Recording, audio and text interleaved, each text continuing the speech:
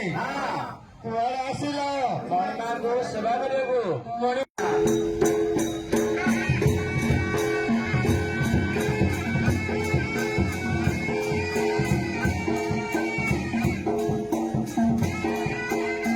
ମାଙ୍କୁ ସେବା କରିବାକୁ ଆସିଲ ତାହେଲେ ମାଙ୍କର ହୁକୁମ ହେଲା ଉଠ ମଣିମାଙ୍କୁ ସେବା କରିବ।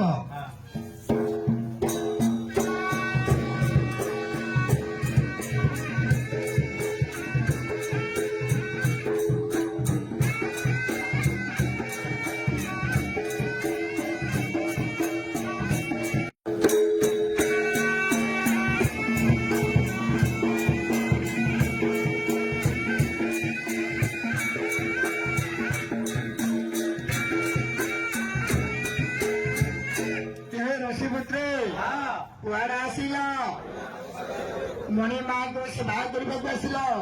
ଆଚ୍ଛା ମାଙ୍କର ଜାଗା ଖଣ୍ଡିକ ଯୋଉ ଓଳିଆ ହେଇ ରହିଥିଲା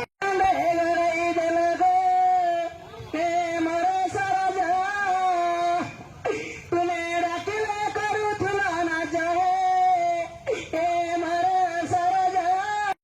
କେମିତି ଘୋଡ଼ି ହେଇଛନ୍ତି ବୁଝୁନି ଝିଅ ତୋର ତ କୁଣ୍ଡ ଭଳିଆକୁ ତାର ଢିଙ୍କି ଭଳିଆ ତିନି ଘୋଡ଼ି ହେଇଯାଇଛି ଆଉ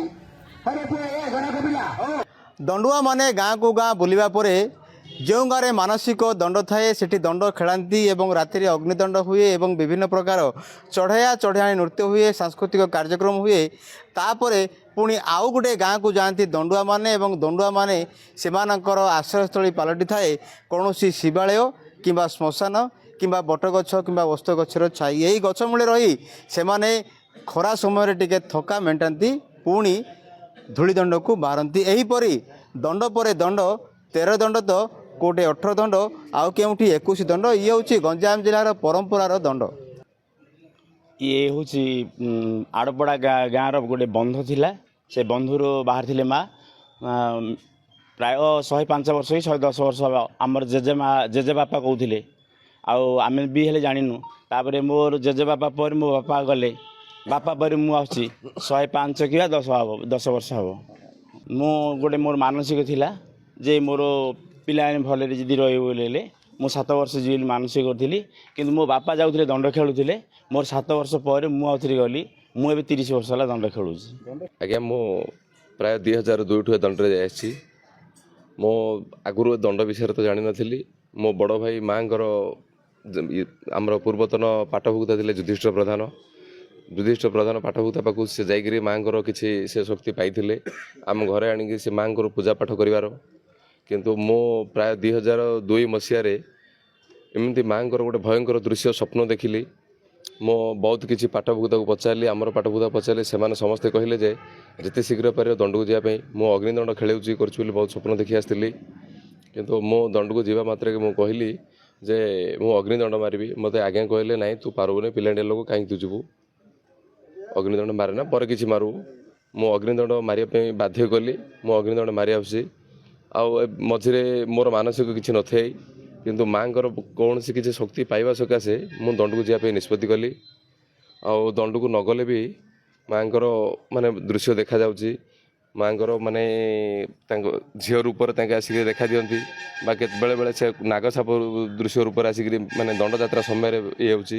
ଆଉ ଆମର ଯଦି ଯିବିନି ବୋଲି ମନରେ ଦୃଢ଼ କରି ରହିଯିବି ତ ସେ ସମୟରେ ଢୋଲ ଶବ୍ଦ, ଏମିତି ଗୋଟେ ଭୟଙ୍କର ଶବ୍ଦ ଆସିକି ଢୋଲ ଶବ୍ଦ ଭଳି ଛାତି ବି ଗୋଟେ ଭୟଙ୍କର ଶବ୍ଦ ଆସୁଛି। ସେଇଥିପାଇଁ ମୁଁ ଦଣ୍ଡକୁ ଯିବା ପାଇଁ ବାଧ୍ୟ ହେଉଛି। ଆଉ ବହୁତ ବିପଦରେ ବି ପଡ଼ିଲା ସମୟରେ ବି ମାଆଙ୍କୁ ସେଇ ସମୟରେ ଧ୍ୟାନ କରିଛି। ମାଆ ପ୍ରତ୍ୟକ୍ଷ ପାଖରେ ଠିଆ ହେଲା ପରେ ଠିଆ ହେଇଛନ୍ତି। ବହୁତ ବିପଦରୁ ବି ଉଦ୍ଧାର ହେଇଛି।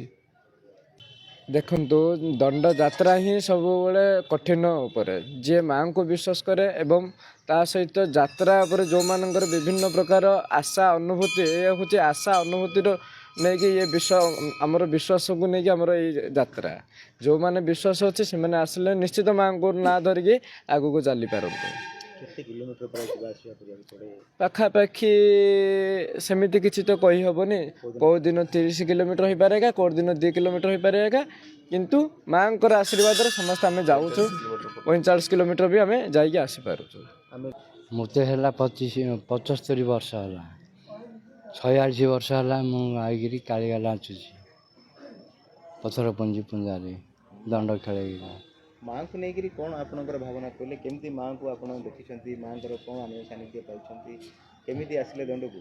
କେତେବେଳେ କେଉଁ ପ୍ରକାର ଦେଖ ଯଦି ଅଭିନୟ ଦେଖିବାରୁ ସେ ଆମେ ଝଟେଇନା ଆଜି ଆଉ ବାଧ୍ୟ କାଳିଆ ନାଚୁଛୁ ଆଉ ସେଥିପାଇଁ ବୋଲିକିରି ତାଙ୍କେ ଆଗରୁ ଆଜ୍ଞା ସବୁ ଦୃଶ୍ୟଟା ଦେଖାଯାଉଛି, ସେଥିପାଇଁ ଆଇବାକୁ ବାଧ୍ୟ ହେବାକୁ ପଡ଼ୁଛି। କିଏ ଆପଣଙ୍କୁ ଡାକିଥିଲେ ନା କେମିତି ଏଇ ମନକୁ ମନ ଆସିଲେ? ନାଇଁ ମାଆଙ୍କର କୃପା ସିଏ ସ୍ୱରୂପରେ ଆବିର୍ଭାବ ଦେଖିକିରି ଆଇଯାଉଛି।